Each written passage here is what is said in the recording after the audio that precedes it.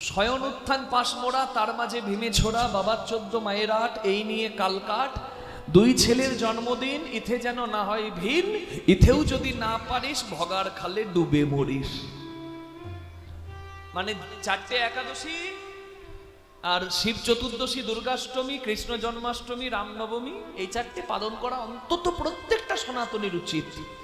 কেউ যদি তাও না পারে, বলে ওরে হতভাগা, উদ্ধার হবে তোর, তুই একবার গঙ্গা জলে ভক্তি ভরে ডুব দিস। আর 4টে একাদশী, 4টে একাদশী কি? শয়ন উত্থান পার্শ্ব ভৈমী। আর এই প্রথমেই যে নামটা করলাম, এই শয়ন একাদশী বা দেব সায়নী একাদশী, এই একাদশীটা প্রত্যেকে পালন করবেন। যারা সব একাদশী পালন করতে পারেন না, তারা একাদশীটা অবশ্যই পালন করবেন। একাদশী তো প্রত্যেকটা একাদশী করা উচিত, আলাদা করে বিচার হয় না। নির্জলা একাদশী তার যেমন মান আছে, হ্যাঁ, সব থেকে কঠিন একাদশী, তেমনি দেবসায়নী একাদশী, কারণ ভগবান বিশ্রামে যান। এই মাহাত্ম্যটা কেমন দেখুন। এই দেবসায়নী একাদশীর কথা ভবিষ্যত্তর পুরাণে, হ্যাঁ, ব্রহ্মা নারদ সংবাদে এবং যুধিষ্ঠির কৃষ্ণ সংবাদে বলা আছে। শাস্ত্র বলে দিলাম কোথায় আছে, কোথায় পাবেন। প্রসঙ্গ কি? আপনারা শুনেছেন পুরনো জামা কাপড় কেউ পরলে আমরা বলি যে বাবা কোন মানধাত্তার যুগের কাপড় পরেছিস। মানে কি? প্রাচীন রাজা ইক্ষ্বাকু বংশের রাজা মানধাত্তা, সেই মানধাত্তা রাজার রাজ্যে সবসময় সুখ বিরাজ করত, সুখ শান্তি, তিনি খুব ভক্ত ছিলেন। কিন্তু সেই রাজ্যে একবার দুর্ভিক্ষ নামে, অনাবৃষ্টি, বৃষ্টি নাই, খাদ্যের অভাব হয়ে গেল, ফসল উৎপন্ন হচ্ছে না। মানধাত্তা রাজা বাধ্য হয়ে গেলেন অঙ্গিরা মুনির কাছে। অঙ্গিরা মুনি বললেন যে তোমার রাজ্যে সত্য যুগে ব্রাহ্মণ ব্যতীত আর কারোর যজ্ঞ বা তপস্যা করার অধিকার নাই, কিন্তু এক শূদ্র তপস্যা করছে, তাই অঘটন ঘটেছে। এই জন্য আমরা বলি কলিযুগ বড় শ্রেষ্ঠ। কেন বলুন তো? ব্রাহ্মণ, ক্ষত্রিয়, বৈশ্য, শূদ্র, তুমি যে কুলেরই হও না কেন, সবার অধিকার আছে এই যজ্ঞে, যার নাম নাম যজ্ঞ, হরি নাম যজ্ঞ, নিতাই গৌরী। এই জন্য কলিযুগকে যত নিন্দা করুন, কলিযুগকে আপনাকে শ্রদ্ধা করতে হবে।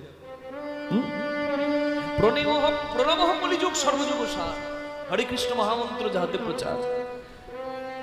তা সত্য যুগে ব্রাহ্মণ ব্যতীত অন্য কারো তপস্যা করার অধিকার ছিল না, কিন্তু করছে একজন, তাই এই ফল ঘটেছে। তুমি তাকে হত্যা করো। মানধাত্তা ধর্মপরায়ণ ভক্ত, সে কিন্তু বলল আমার মঙ্গলের জন্য একজনের প্রাণ আমি নেব না, আপনি অন্য কোনো উপায় বলুন। বলে বেশ, তুমি আষাঢ় মাসে শুক্লপক্ষের একাদশী, যার নাম মহা একাদশী, দেব সায়নী তথা শয়ন একাদশী, তুমি পালন করো। মানধাত্তা রাজা পালন করলেন। আর পালন করার ফলে কিভাবে পালন করতে হয় আপনারা জানেন। পঞ্চশস্য বর্জন করে একাদশীর আগের দিনেই, দশমীর দিনেই ব্রাশ পর্যন্ত করে যা কিছু করার সেদিন করে নিয়ে 10টার মধ্যে খাবার টাবার খেয়ে ব্রাশ করে আপনি শুয়ে পড়লেন। তারপরের দিন নখ চুল পর্যন্ত কাটতে পাবেন না, ব্রাশ করতে পাবেন না, রক্তক্ষরণ হলে একাদশী নষ্ট হবে। পঞ্চশস্য বর্জন করে কেউ নির্জলা, কেউ ফলাহার, কেউ শাকাহার, কেউ দুধ সাবু, যে যেমন ভাবে পারবেন যত ত্যাগ করবেন তত কিন্তু কল্যাণ। একাদশী মানে সংযম, যার যতটা সম্ভব করবেন। নির্জলাতে তো অনেকে নির্জলা করে, অনেকে তো পারে না। যার যত কষ্ট, যত সংযমী হতে পারবেন তত কিন্তু ভগবানের প্রিয় হবেন। কি তাই দরকার আছে। জানি তাই। আর একাদশীর দিনে তো অন্ন গ্রহণ একদমই করা উচিত নয়, কারণ চৈতন্য চরিতামৃতে চৈতন্য মহাপ্রভু পর্যন্ত বলেছিলেন, কাকে? মা সচিকে, মা একাদশীর দিনে তুমি অন্ন রন্ধন করবে না। রামচন্দ্র বিজয় একাদশী করেছিলেন, বিজয় হয়েছিল তার। আচ্ছা, কৃষ্ণ ভগবান যুধিষ্ঠিরকে প্রত্যেকটা একাদশীর মাহাত্ম্য বলেছেন যুধিষ্ঠির কৃষ্ণ সংবাদে। তাহলে আমাদের আরাধ্য ভগবান একাদশীর কথা বলে গেছেন, আর আমরা যদি পালন না করি তাহলে হরি বল, আমরা তো জ্ঞানন্দ হব নাকি? নিতাই গৌর হরি বল। সায়ন একাদশীটা সবাই করবেন, কারণ এই একাদশীটা করলে তবেই কিন্তু তার অধিকার হয় চতুর্মাস ব্রত করার। চতুর্মাস ব্রত মানে কি? এই 4 মাস, আষাঢ় মাসের শুক্লপক্ষের একাদশী থেকে কার্তিক মাসের শুক্লপক্ষের একাদশী, যার নাম হচ্ছে উত্থান একাদশী, এই পর্যন্ত কেউ আবার এই আষাঢ় মাসের পূর্ণিমা মানে গুরু পূর্ণিমা থেকে কার্তিক মাসের পূর্ণিমা মানে রাস পূর্ণিমা পর্যন্ত, কেউ আবার আষাঢ় সংক্রান্তি পার হলে মানে শ্রাবণের 1 তারিখ থেকে ওই কার্তিক সংক্রান্তি পর্যন্ত পালন করে। যেভাবেই করুন এই 4 মাস আপনারা পালন করবেন। কিভাবে? মিথ্যাচার, হিংসা, দেশ এসব ভুলে যেতে হবে। অবশ্যই উচিত ব্রহ্মচর্য ধারণ করার। একাদশীর দিনে যেমন সংযমী হয়ে থাকতে হয়, ঠিক তেমনি এই 4 মাস হবিষান্ন গ্রহণ করে, কেউ একবেলা হবিষান্ন পায়, কেউ দুবেলা পায়, মানে সকাল বিকেল রাত্রে গ্রহণ করা যায় না হবিষান্ন, একবেলা কিংবা দুবার সূর্যাস্তের আগে কি কেউ পায়, কেউ ফলাহার করে কাটায়। আপনি যেভাবে পারবেন যতটুকু পালন করার আপনার পক্ষে সম্ভব আপনি করবেন, কিন্তু করবেন। আর যেগুলো বর্জনীয় সেগুলো মেনে চলবেন। কি? শ্রাবণ মাসে শাক খাবেন না, শ্রাবণ মাসে শাক বর্জনীয়, ভাদ্র মাসে দধি মানে দই বর্জনীয়, আর আশ্বিন মাসে দুধ বর্জনীয়, আর কার্তিক মাসে সমস্ত আমিষাদি দ্রব্য, মাসকলাই কি এই সমস্ত কিছু আপনাকে বর্জন করতে হবে। বরবটি, শিম, বহু কিছু নিষেধ আছে, বেগুন, পটল, এগুলো বর্জন করতে বলি কেন? পটল আর বেগুন হলো গোবিন্দের একটা কোল বালিশ আর একটা পাশ বালিশ। জয় নিতাই গৌর হরি বল।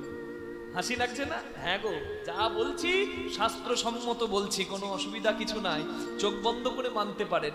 আমি জেনেই বলার চেষ্টা করি। মান এই শয়ন একাদশী আর উত্থান একাদশীর মাঝে আসবে পার্শ্ব একাদশী, মানে ভগবান শয়নে যাচ্ছেন কোথায়? ক্ষীর সাগরে। হ্যাঁ, অনন্তনাগ শয্যায় আমার ভগবান শয়নে যাবেন। তা ভগবান তো একভাবে শুয়ে থাকতে পারেন না বাবা, পাশ ফেরবেন। ওই পার্শ্ব একাদশীতে ভগবান পাশ ফেরেন। কে? জয় নিতাই। আর তারপর উত্থান একাদশীতে ওঠে। এই 4 মাস হিন্দুদের সনাতনী হিন্দুদের কোনো পবিত্র কর্ম হয় না, যেমন বিয়ে, বুঝতে পারছেন, গৃহ প্রতিষ্ঠা, এই সমস্ত কাজ, উপনয়ন, এই সমস্ত কাজ বর্জন করতে হয়। এই 4 মাস ভগবান বিশ্রামে থাকেন, আর ভগবান যখন বিশ্রামে থাকে তখন পবিত্র কাজ করা উচিত নয়। কি? এই জন্য করতে হয়। এই চতুর্মাস্য ব্রত যারা করবেন তারা মনে রাখবেন অবশ্যই। কি? তা ভগবান যে ঘুমিয়ে যান, ভগবান দায়িত্বটা কাকে দেন? তিনি যে পালনকর্তা, এটাই এখানে কিন্তু তত্ত্ব। আমি বলেছি হরির ভক্ত, হরি হরের ভক্ত যে না জানে এই তত্ত্ব তার জীবনটাই ব্যর্থ। শিবকে বলে সবাই বাবা, শিবের বাবাকে, চাঁদকে বলে সবাই মামা, চাঁদের মামাকে। ব্রহ্মা বিষ্ণুর ঝগড়ার সময় শিব এসে মাঝে দাঁড়ায়, ব্রহ্মা বিষ্ণু ঝগড়া থামায়, শিবকে পুষ্প দিয়ে পূজা করে। যেহেতু ব্রহ্মা বিষ্ণুর পরে শিবের জন্ম, তাই অনেকে বলে সৃষ্টিকর্তা ব্রহ্মা শিবের বাবা আর বিষ্ণু হচ্ছে তারও বাবা। কিন্তু স্বইচ্ছায় যেহেতু মহাদেবের জন্ম হয়, তাই তার কোনো পিতা নাই, সে নিজেই নিজের পিতা হয়। তাহলে এটাই মাহাত্ম্য। আপনি একজনকে বড় করতে গিয়ে একজনকে ছোট করতে পারেন না। আমি হরিনাম করি বলে আমি মহাদেবের ভক্ত নই, আমারও শিবের নাম করতে ভালো লাগে। তার মানে কি? যখন ভগবান ক্ষীর সাগরে শয্যায় যান শয়ন একাদশীতে, তখন ভগবান পালনের দায়িত্বটা মহাদেবের ওপর দিয়ে যান। তাই তো শ্রাবণ মাসে জল ঢালা শুরু হয়ে যায় শিবলিঙ্গে। নিতাই গৌর হরি হরি বল। প্রেম অঙ্কুর জাত আত ভেলো না ভেলো যুগল পলাশা, যেটি গোবিন্দ দাস ঠাকুর শেষ করেছেন সেই পদটাও বিদ্যাপতির পদ। আজকে আমরা সেই পদকর্তা বিদ্যাপতি ঠাকুরের জীবন কথা শুনবো বৈষ্ণব পদাবলীর মাধ্যমে। তার জীবনের কথা আমরা শুনলে আমরা না চাইলেও চোখ থেকে জল পড়বে, এমন তার জীবন। যিনি জন্মসূত্রে ছিলেন শিব ভক্ত শৈব, কিন্তু শিবের কৃপায় এমন হরিভজন করলেন, তার মুখে কৃষ্ণের পদ শোনার জন্য স্বয়ং মহাদেব তার ঘরে চাকর হয়ে এসে তার চরণ সেবা করে গেলেন। সেই ভক্ত বিদ্যাপতি তথা মিথিলার কোকিল পদকর্তা বিদ্যাপতি ঠাকুরের জীবন কথা আমরা শুনব এবং ভক্তি রস আমরা তার জীবন কথা আস্বাদন করে এখান থেকে গ্রহণ করে যাব। নিতাই গৌর প্রেমানন্দে হরি বল হরি বল হরি বল হরি বল হরি বল। চলো সবাই মিলে একটু ভগবানের সঙ্গে মনের কথা বলে আমরা লীলার মধ্যে প্রবেশ করি। সুরদাস তিনিও একজন পদকর্তা, যিনি অন্ধ ছিলেন কিন্তু ভগবানের অপূর্ব পদ লিখেছেন। সেই সুরদাসের ভজন গাইতে গাইতে আমরা বৃন্দাবন লীলায় তথা ভক্ত লীলায় ভগবানের চরণে মনটাকে রেখে ভগবানের এবং ভক্তের মহিমা শুনি। প্রভু মেরো अवगुण चित ना धरो, प्रभु मेरे अवगुण चित ना धरो,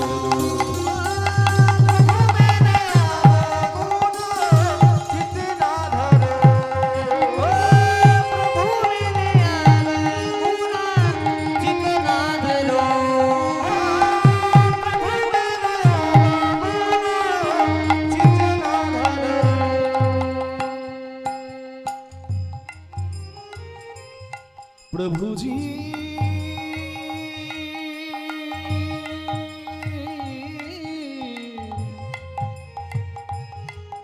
ओ प्रभु जी,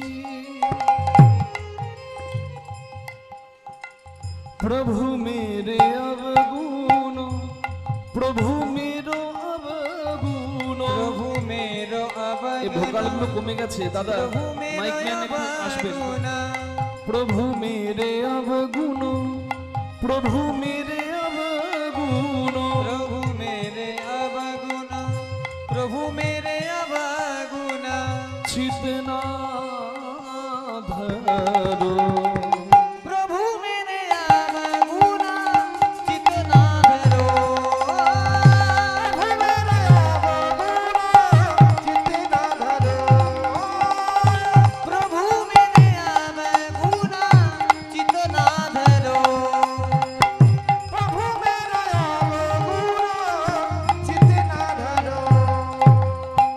হরি বল। প্রভু মেরো আস্তে একটু থাকবেন গানের সময়, বসে থাকো এখানে জানি তাই। প্রভু মেরো অর্থাৎ হে প্রভু আমার। হরে কৃষ্ণ। যখন গান হবে একটু রিভাব দিও।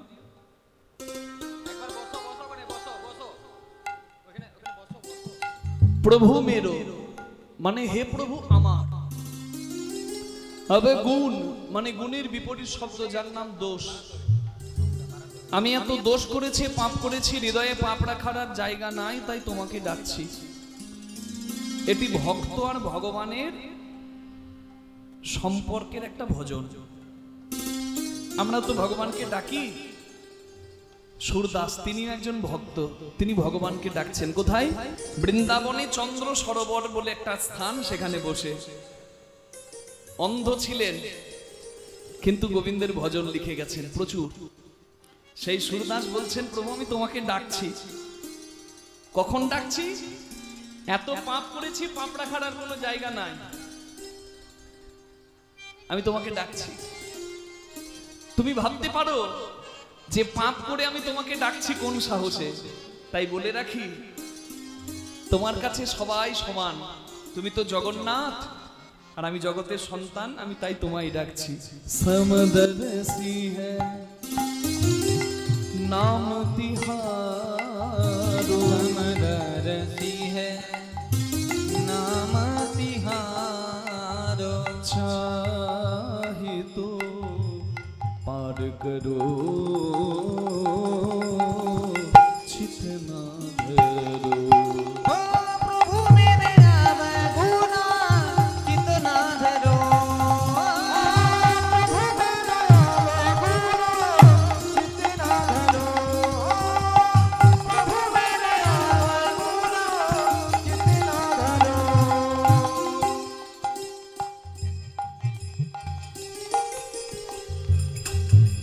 যার কাছে সবাই সমান তাকে বলি সমদর্শী। তা ভগবানকে বলছে ভক্ত সুরদাস যে তোমার কাছে সবাই সমান, তাই তুমি সবাইকে কৃপা করবে, তাই আমি আশা নিয়ে তোমাকে ডাকছি। তা সুরদাসের এমন প্রার্থনা, ভগবান কৃপা করে সুরদাসকে বলে, ও সুরদাস বাবা, তুই যে আমায় ডাকছিস আর বলছিস আমার কাছে সবাই সমান, সবাই বিশ্বাস করবে কেন? বলে সবাইকে বিশ্বাস করতে হবে। তাই সুরদাস লিখলেন, এক লোহা पूजा में राखत एक रहत बैध घर पर। बाबा একটা লোহার বটি মন্দিরে থাকে, যা দিয়ে ফল আমান্য হয়। আবার আরেকটা লোহার বটি যাকে বলি কাটারি, মাংসের দোকানে থাকে, যা দিয়ে পশু হত্যা হয়। একটা দিয়ে নৈবেদ্য আমান্য হয়, মানে সেবা হয়, একটা দিয়ে পাপ হয়। কিন্তু যদি দুটো লোহার কাটারিকে আমরা পরশমণির কাছে নিয়ে যাই, পরশমণির কাজ লোহাকে সোনা করা। পরশমণি কিন্তু ভেদ করে না যে তুমি পাপ করেছো তাই তোমায় সোনা করব না, তুমি পুণ্য করেছো তাই তোমায় সোনা করব। পরশমণি যাকে ছুঁয়ে দেয় সেই লোহাই সোনা হয়ে যায়। পরশমণির কাছে সব লোহাই যেমন সোনা হয়, কৃপা পায়। এই জগতের সৃষ্টিকর্তা তো তুমি, ব্রহ্মা রূপে করছো সৃজন, বিষ্ণু রূপে করছো পালন, শিব রূপে করছো সংহার। তুমি আদি অনাদি রূপ সবাকার। জগতের সবকিছু যদি তোমার সৃষ্টি, পরশ পাথর যখন তোমার সৃষ্টি, পরশ পাথরের কাছে যখন সবাই কৃপা পায়, তেমনি তোমার কাছেও সবাই কৃপা পাবে। তাই তোমায় আমি ডাকি প্রভু। परस के मन विधाना होता है, परस के मन विधाना होता है, परस के मन विधाना होता है, परस के मन विधाना होता है। दोनों एक कांचन करो चितना धरो।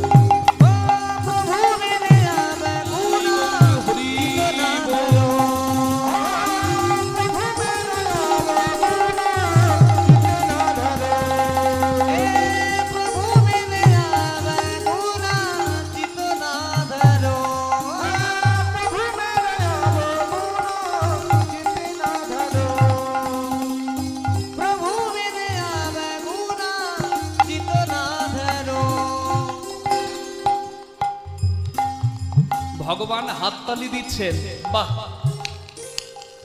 বলে হরি বাবা, বাবা।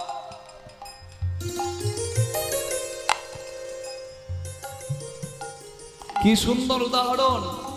পরশ পাথর সবাইকে কৃপা করে, পরশ পাথরের কাছে সবাই সমান। পরশ পাথর যেহেতু ভগবানের সৃষ্টি, তাহলে ভগবানের কাছেও সবাই সমান। কিন্তু এই যে বাবা সুরদাস, তুই যে পরশমণির গল্প বলছিস, পরশমণি তো কেউ চোখে দেখে নাই, তাহলে সবাই বিশ্বাস করবে কেন? যা মানুষ চোখে দেখেছে তা দিয়ে বল।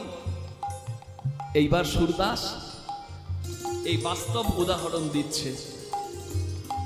एक नदिया एक नर कहावे, मैलो नीर भरो,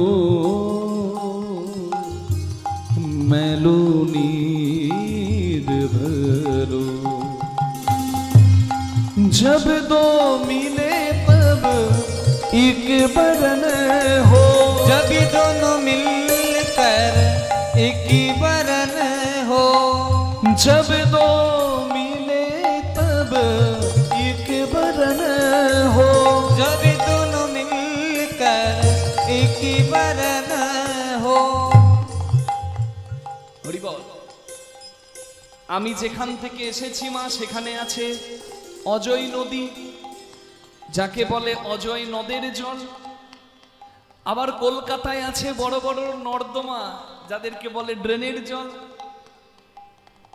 অজয় নদীর জল যখন গঙ্গায় গিয়ে মেশে সেটাও অজয় নদীর জল থাকে না, গঙ্গা জল হয়।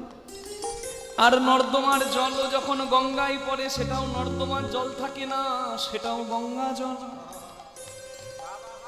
গঙ্গায় যে যায় গলা পচা নর্দমার জল মূত্র সমস্ত কিছু পবিত্র হয়ে যায়।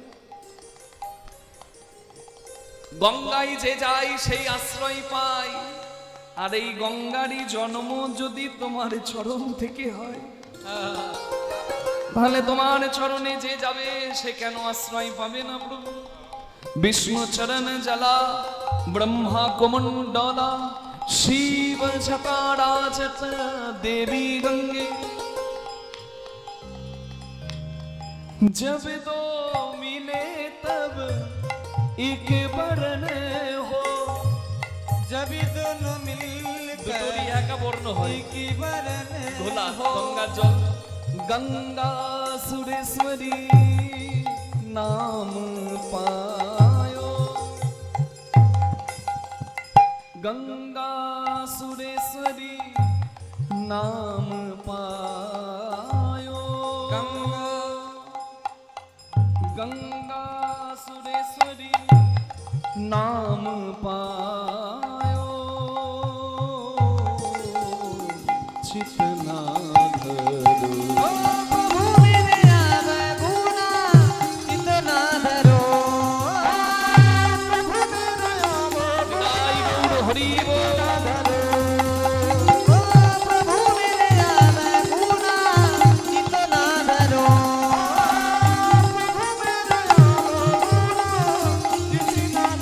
प्रभु जी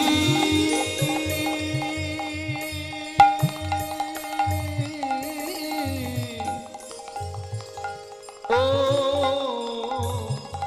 प्रभु जी, प्रभु मेरो अवगुण, प्रभु मेरो अवगुण चितना धरो। प्रभु मेरे अवगुण, प्रभु मेरो अवगुण, प्रभु मेरे अवगुण, प्रभु मेरे अवगुण, प्रभु मेरो अवगुण, प्रभु मेरे अवगुण, प्रभु मेरो अवगुण चितना धरो। प्रभु मेरे अवगुण चितना धरो। ओ प्रभु मेरे अवगुणा चितना निताई गौर हरि अवगुणा चितना धरो। चितना धरो, चितना धरो। चितना धरो। चितना धरो। चितना धरो। एक जीव एक ब्रह्मा कहावत सूरदास झगड़ो। अज्ञानी से भेद होवे तुम ज्ञानी काहे भेद करो। ভক্ত সুরদাসের লেখা ভজন আস্বাদন করে আজকে লীলার মধ্যে প্রবেশ করলাম। কেন? আমরা এক ভক্তের কথাই শুনবো বলে। যে ভক্তের কথা আমরা শুনবো সেই ভক্তের জন্ম কোথায়? একজন বিদ্যাপতির কথা আমরা শুনতে পাই, সেই বিদ্যাপতি আলাদা। সেই বিদ্যাপতি হলেন জগন্নাথের সন্ধানকর্তা। আপনারা সবাই জানেন, হরিবল হরিবল, রথেচ বামনং দৃষ্ট্বা পুনর্জন্ম ন বিদ্যতে। রথেচ বামনং দৃষ্ট্বা পুনর্জন্ম ন বিদ্যতে। রথে যদি কেউ জগন্নাথ দর্শন করে তার বারবার জন্ম হয় না, সে জগন্নাথের চরণে জায়গা পায়নি। তাই গৌর হরি বল। আপনাদের কাছে দারুণ সুযোগ আছে, হ্যাঁ হরি বল। এই প্রার্থনা প্রভু গো, যেন কোনো হরি ভক্তের ঘরে আমার জনম দিও হরি ভক্তের ঘরে আমার জনম দিও কৃষ্ণ ভক্তির ঘরে জনম দিও। কৃষ্ণ ভক্তের ঘরে আমার জনম দিও আমি মনের সাধে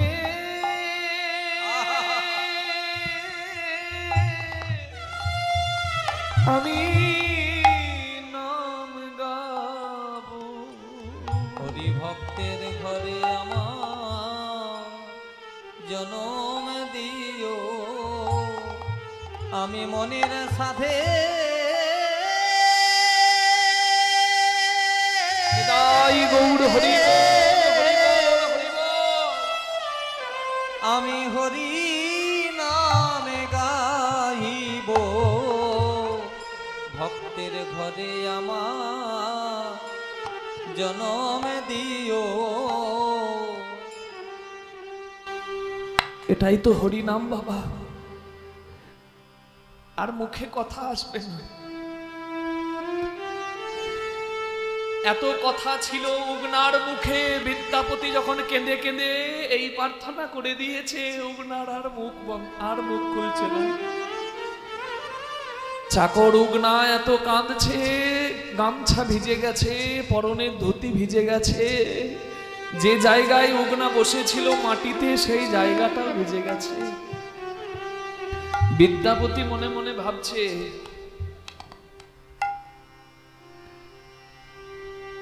বৈষ্ণব চেনা যায় তার নামে,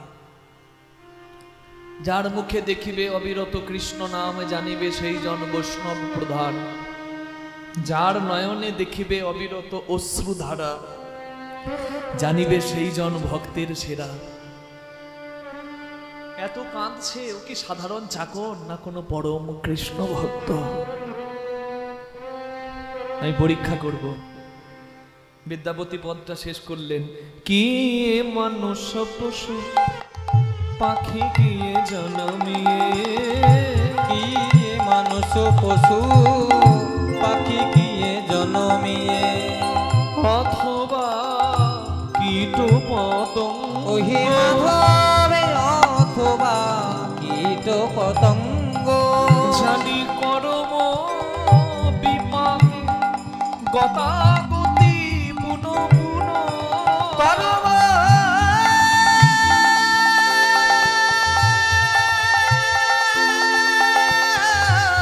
বিপাকে, জানি কর্মসূত্রে সবাই বাধা, আমার কর্ম বিপাকে, এই সংসার ক্ষেত্রে জীবমাত্র কর্ম বিপাকে, গতাগতি পুন পুন, মতিরহু তুয়া পদ সঙ্গ, মাধবে মতির তোয়া পদ সঙ্গ, যেন ওই চরণে মতি থাকে, ওই চরণে মতি থাকে, আমি যেমন ভাবে আসি না কেন, ওই চরণে মতি থাকে, আমি যেমন ভাবে আসি না কেন, ওই চরণে মতি থাকে, মতিরহু তুয়া পদ সঙ্গ, মতির তুয়া পদ সঙ্গ।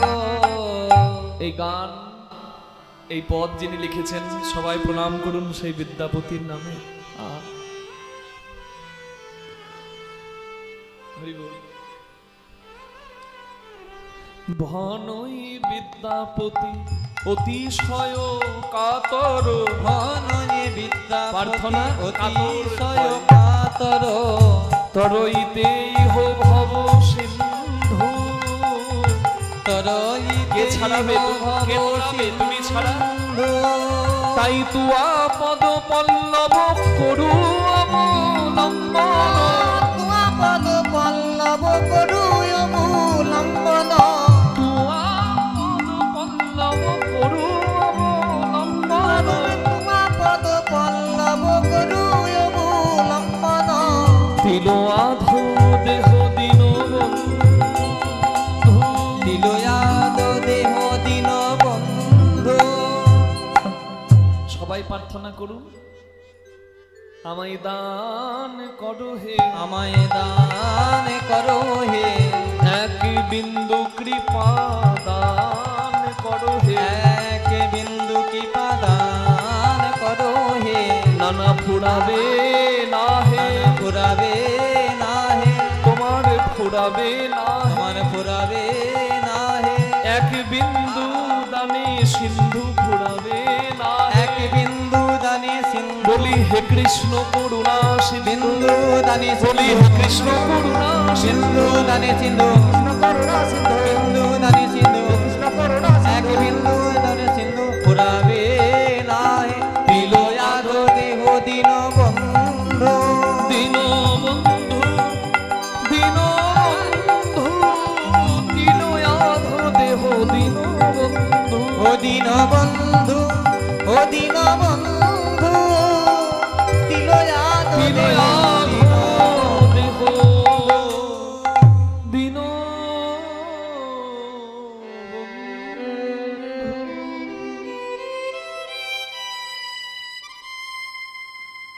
বিদ্যাপতির গান শেষ হয়ে গেছে, কিন্তু চাকর উগনা মুখ খুলছে না, চোখ খুলছে না।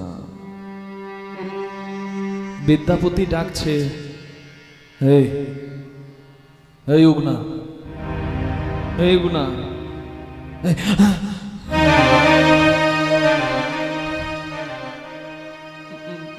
বাবু আপনার গান শেষ হয়ে গেছে, আপনি কি আমায় ডাকলেন? হে কি রে, আমি গানটা লিখলাম, আমি গানটায় সুর দিলাম, আমার যতটা না প্রেম জাগবে, আমার থেকে তোর বেশি প্রেম জেগেছে। এত কেউ কাঁদে, কাঁদতে কাঁদতে গামছা ধুতি ভিজিয়ে এমনকি মাটিটাকে ভিজিয়ে দিয়েছিস।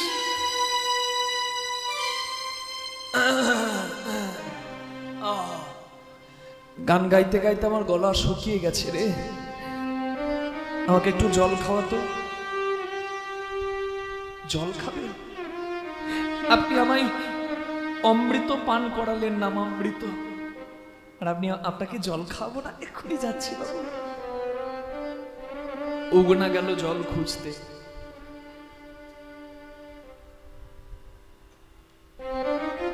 এদিক ওদিক উগনা জল খুঁজছে।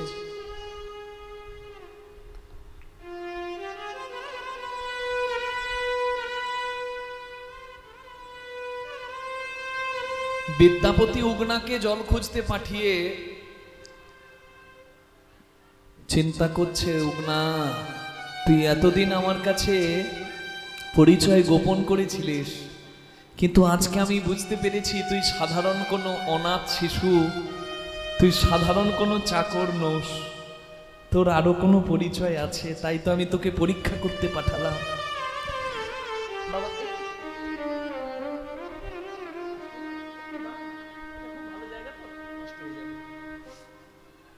একটু 5 মিনিটের পর এলো, 10 মিনিট, 5-10 মিনিট ব্যাস।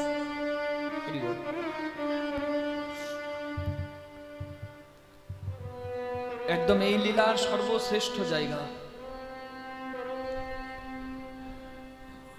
বিদ্যাপতি উগনাকে বলে, উগনা আমি তোকে পরীক্ষা করতেই পাঠালাম, আমি যেখানে দাঁড়িয়ে তোকে জল খুঁজতে পাঠালাম, এই জায়গার পূর্ব পশ্চিম উত্তর দক্ষিণে মাইল হেঁটে গেলেও জল নাই, নদী নাই, পুকুর নাই, খাল নাই, বিল নাই, সাগর নাই।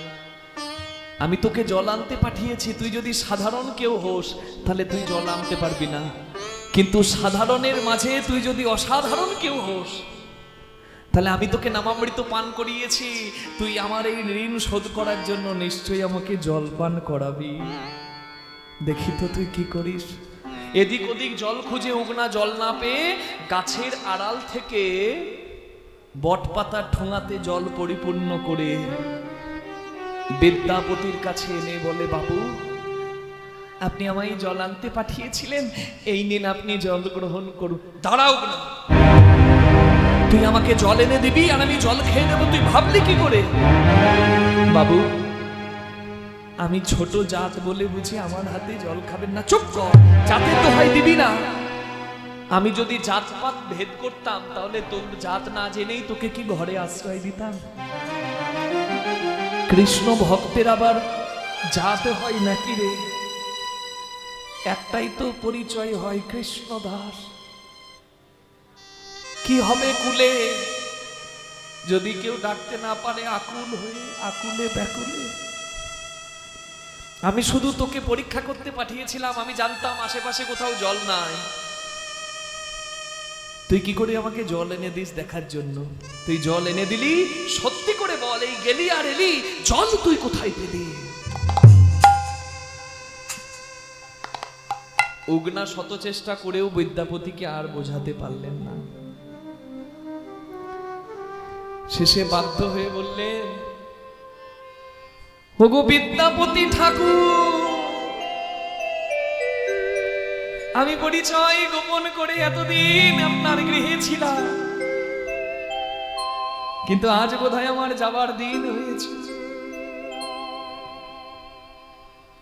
আমি এই জল যেখান থেকে সেখান থেকে আনি নাই, এই জল আমি আমার মাথা হতে এনেছি, আমার মাথা হতে এনেছি, আমার মাথা হতে এনেছি, মাথা হতে এনেছি, এ যে শুদ্ধ গঙ্গা জল, আমার মাথা হতে এনেছি, এ যে শুদ্ধ গঙ্গা জল, তুমি নির্দ্বিধায় পান করো, এ যে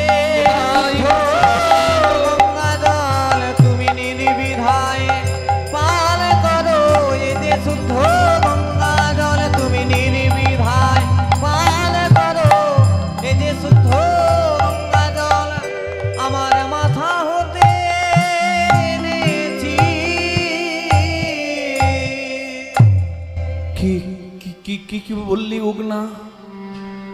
তুই জল তোর মাথা থেকে এনেছিস? না না না না, এই আমি কি শুনছি? জল মাথায় কোনো মানুষের থাকে না? মানুষের মাথায় কি জল থাকে? আবার তুই বলছিস এই গঙ্গা, এই জল সাধারণ জল নয়, এই জল গঙ্গার জল। মাথায় করে গঙ্গা ধরতে পারে একমাত্র জটায় গঙ্গাধারী আমার মহাদেব। তাহলে আমার ঘরে তুই চাকর সেজেছিলিস, আমার উচ্ছিষ্ট বাসন পরিষ্কার করেছিস, আমার এঁঠো বাসন ধুয়েছিস, আমার ঘর ঝাড় দিয়েছিস, আমার বিছানার চাদর পরিষ্কার করেছিস, আমি স্নান করতে গেলে নিজের হাতে আমার পায়ে তেল মাখিয়েছিস, আমার ঘরে এসে চাকর পরিচয় নিয়ে আমার শত সেবা করলি। তুই কে বাবা? তুই কে উগনা? তুই কে? তবে উগনা দেখাইল আপন স্বরূপ, আপন স্বরূপ, উগনা ধরিল তখন দেবাদিদেব মহাদেব, মহাদেবের রূপ, দেখি বিদ্যাপতি পড়িল চরণে, পড়িল চরণে, কি দেখি বলে কাঁদে ঘনে ঘনে, কাঁদে ঘনে ঘনে। ওম নমঃ শিবায় শান্তায় কারণত্রয় হেতবে নিবেদয়ামি সাধমানং পঙ্গতি পরমেশ্বর, নিবেদয়ামি সাধমানং পঙ্গতি পরমেশ্বর। ওম নমঃ শিবায়, ওম নমঃ শিবায়, ওম নমঃ শিবায়, ওম নমঃ শিবায়। প্রভুमीश मनीष मशेष गुणं गुणहीन महेश गणावरणं रणनिर्जित दुर्जय दैत्यपुरं प्रणमामि शिवं शिवकल्पतरु। ওম নমঃ শিবায়, ওম নমঃ শিবায়,